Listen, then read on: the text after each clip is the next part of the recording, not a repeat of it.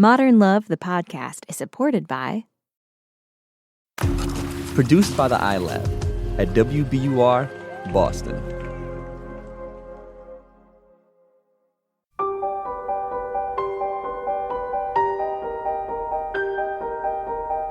From the New York Times and WBUR Boston, this is Modern Love. Stories of love, loss, and redemption. I'm your host, Meghna Chakrabarty.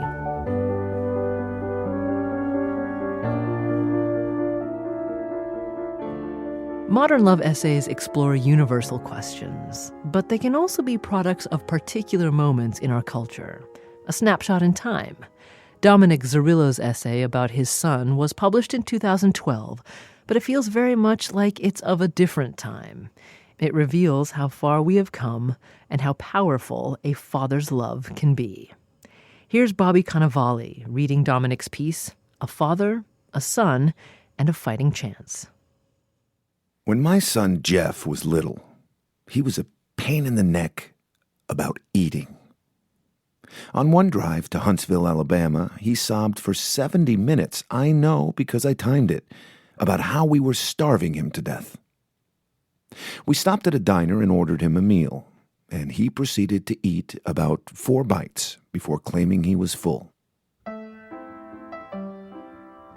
You might think I would lose my temper, but this had happened before, so I was prepared with a well-planned response. I reached over and started eating his food.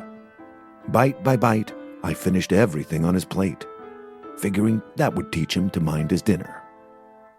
Unfortunately, the plan had a different effect. Everywhere we went after that, Jeff expected me to finish his meals. It got so I would only order him meals I liked, knowing how it would go. And at home, forget about it. I was a workaholic back then. 2 jobs, out of the house at dawn, and not back until 8 or 9. A lot of those nights, Jeff wouldn't eat his dinner. His mother would get so angry, but what could she do? How do you force someone to eat? The best she could do was the tried and true route, telling him that if he didn't eat dinner, he wouldn't get dessert. I would walk into his room when I got home, and he would be lying there, wishing he had eaten dinner, so he could have a snack before bed. You hungry? I would whisper, and he would nod, big eyes gleaming in the light from the hall. I would sneak him something, our little secret. Sometimes we would eat it together. When Jeff was in middle school, my wife noticed he was getting home late from school, sometimes a little dusted up. It turned out some neighborhood boys were picking on him, waiting for him along the path they all took, making his life miserable. It made me furious, probably because I felt guilty for working so much and not being around to protect him. People didn't make a big deal out of bullying back then the way they do now, but I had to do something. Jeff was a small, sweet child who never hurt anyone. He just wanted to take the path home and feel safe doing it. But these kids kept singling him out. I went to see the ringleader's father. He was a big man in town, a city planner. When I got there, he made me stand out on the porch as if I were trying to sell him something. I told him the story, and he looked agitated and said, "When I was young, this never would have happened. We had some pride. We fought our own battles." I told him a one-on-one fight would be fine, but it wasn't one-on-one. His son was fronting a gang of bullies, taking away my son's right to come home happy and safe. 5 against 1, I asked him. Is that something to be proud of? He grumbled and shut the door in my face. When I was young, my uncle said to me, "You're small and you're Italian, so it's going to be tough. You can either blend in or fight. Trust me, it's better to blend." The first time I walked onto a Navy ship at 17 years old and 130 pounds, someone yelled out, "Another whop?" I smiled and said, "Yup," and kept smiling no matter what else they said. My uncle was right. I got along fine. I told Jeff that story and asked him to get along the best he could. After Jeff finished college, we would travel cross-country from New Jersey to visit him in California. A few times we would run into his best friend, Paul, whom we liked a lot. Jeff would fly to visit us, too, and when I would take him back to the airport, I would sit with him until his flight boarded, just the two of us. Every time I could tell there was something he wasn't saying, something knotted in his belly. Finally, he sat us down and said he had something to tell us. We told him that we already knew, and that we really liked Paul, and that we were happy for him. We laughed about how scared he had been to tell us. And after that, it was Jeff and Paul, Paul and Jeff. We visited them, they visited us. We took vacations together. A couple of times, the subject of grandchildren came up, and they always said the same thing. They wanted to marry first, and they wanted it to be legal. Jeff wanted a family, a home, like the one he grew up in, and part of that was being married like his parents. My wife and I went to dinner one night with another couple, some people we knew pretty well, and the subject of Jeff and Paul came up. The guy said, "I don't believe in gay marriage. I think it's wrong." That's all he said, but I almost lost my mind. I wanted to smash my dinner plate in his face. My vision dimmed while long-buried emotions rushed back. My little son, all alone, being picked on by bullies, being told he couldn't walk the same path home because they said so. Why couldn't people just treat him with respect? I'm sure this guy isn't a bad person, and no one would consider him a creep or a bully, but I stood up and left that table and have not spoken to him since.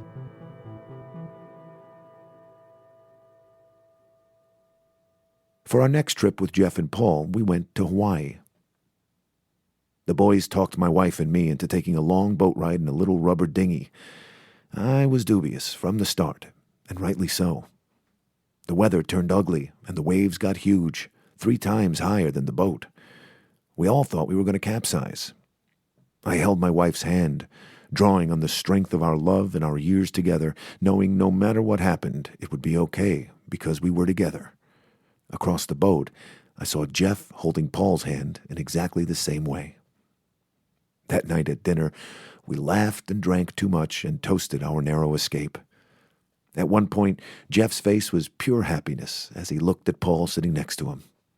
Paul wasn't returning the look, though. His eyes were focused downward to where he was quietly, carefully finishing Jeff's dinner. I realized then that I was crying instead of laughing. I couldn't explain it except to say there is nothing more overwhelming than seeing your child experience true love. Not every day will be that happy. Paul and Jeff want to marry and have a family, yet they know there will be more bullying, more ganging up against them in their effort to seek that. There will be more groups of people telling Jeff that he shouldn't be allowed to marry the person he loves, that it would be wrong for the two of them to have a family together. One of the worst days in my son's life was in November 2008, when a majority of Californians voted in favor of Proposition 8, a ballot measure to change California law in a way that bans marriage for same-sex couples. None of us could believe something like that would pass in California. When it did, I wondered if Jeff and Paul would move from the place they loved and had called home for so long. They didn't, though. Nor did they accept the new law and try to blend in, as I told Jeff to do all those years ago. Instead, they did something that's made me as proud as I've ever been. They fought back. Jeff and Paul and 2 women challenged the law in court, and in a landmark decision 2 years later, they won. Proposition 8 was declared unconstitutional by a judge in San Francisco. The proponents of Proposition 8 appealed, and Jeff and Paul won that too. The United States Court of Appeals recently declined to take up the case before a larger panel, which opened the door for it to head to the Supreme Court.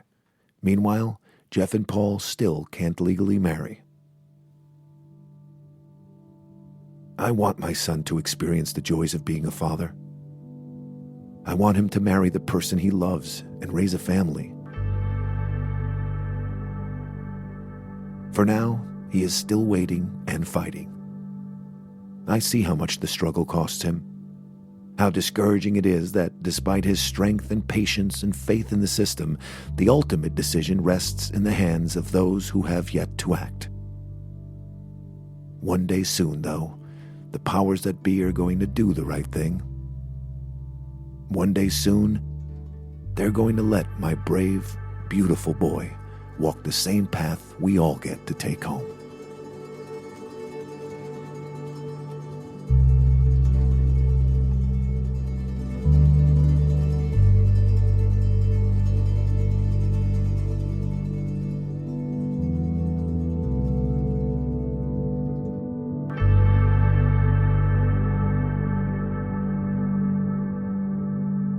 Bobby Cannavale.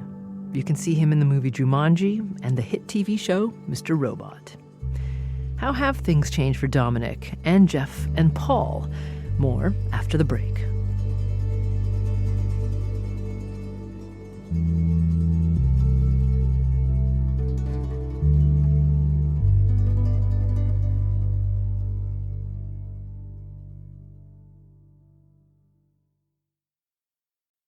Dominick's Modern Love essay was published in June of 2012. A year later, on June 26, 2013, the Supreme Court's decision on Proposition 8 cleared the way for gay marriage in California. Dominick was in court with Jeff that day, and when the decision came down, Paul proposed to Jeff live on network television on the steps of the Supreme Court building. So today is a good day. It's the day I finally get to look at the man that I love and finally say, will you please marry me? Here's Dominick Zarrillo. And they were kissing each other and they were crying and tears coming down my eyes. You know, it was a special moment, They wanted to make it right. They wanted to make it legal so Jeff wouldn't have to worry about introducing Paul as my friend or my significant other, and it was joy. And my wife and I both said the same thing. It was just to see them happy was the main thing. That what they wanted in life, they finally got. Dominick is 72 now, and in his lifetime, he says he's watched a huge shift in the way different generations think about gay marriage. My father, you would never sway him. He had passed away, so he never knew. So that generation, really, you're never going to change them. And as far as now, my grandkids, oh my God, they love Jeff and Paul. They don't even say, why do you even bother with this kind of stuff? Why do you have to go through all this here? I say, well, because not everybody thinks like you do. Dominick spent 23 years working in the tire industry in New Jersey. He's retired and says that now he sometimes gets calls from parents who are struggling to accept their gay children. Recently, he talked to a couple whose son had just come out to them. I say, it's the same person. They don't change. What's the difference? That there isn't any. I mean, it's the same person you loved before. So he told you that. Now you're not going to love him anymore? He's 17 years, you loved him. Now you're not going to love him anymore? He's done? No, it's not that. I'm going to love him. Okay, so accept what he wants in life. That's Dominick Zarrillo. He lives in New Jersey with his wife. After the break, Daniel Jones, editor of the Modern Love column for the New York Times, and more from Bobby Cannavale.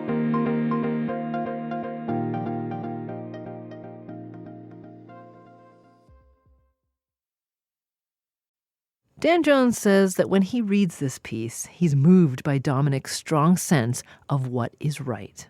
It's such an emotional essay, in part because the father, is so plain-spoken about his sense of outrage about how his son is being treated, his sense of justice and equality, that his son shouldn't have any fewer opportunities than anybody else.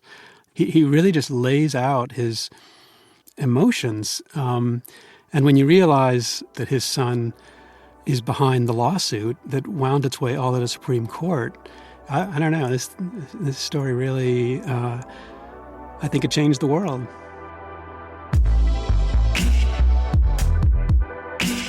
And Bobby Cannavale says that this piece made him want to be more courageous and open as a parent.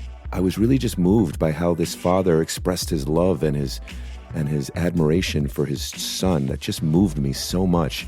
And it taught me a really good lesson. It just taught me that, it sort of helped me to realize that I could share that more, share things more with my son, feelings about how I feel about him, how proud of him I am. It just made me want to be a better dad, I just think this guy is exceptional.